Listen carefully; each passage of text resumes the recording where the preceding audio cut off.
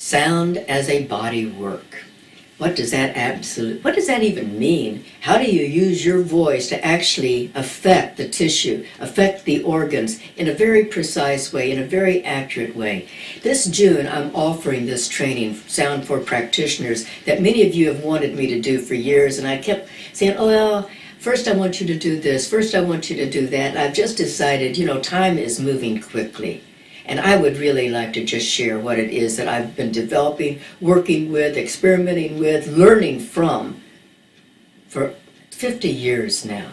It is time to give it away. It is time to share it. It is time to see how you would develop it. I've trained many people in other parts of the world how to start using sound as a body work.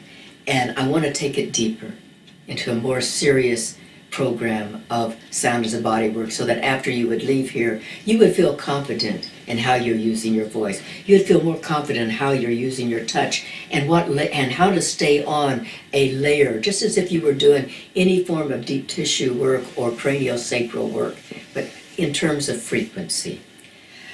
I started using this sound as a body work in the early 70s in Chicago, and I was amazed by how profound and how accurate and how wise the human form is, and how wise sound is as a teacher. Sound has been my teacher for a long, long time now.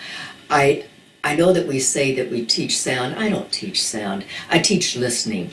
How to listen to what the body wants to receive. How can I trust that there is this genuine wisdom, intelligence in this system? I offer this. I pray that you come. Here's a spine, let's just say.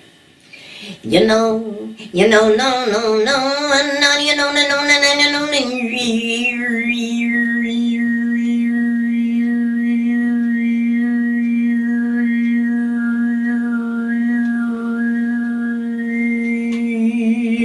Shweyulo anamoha alaha alehi alehu ondi alemia Shweyulo onananemi.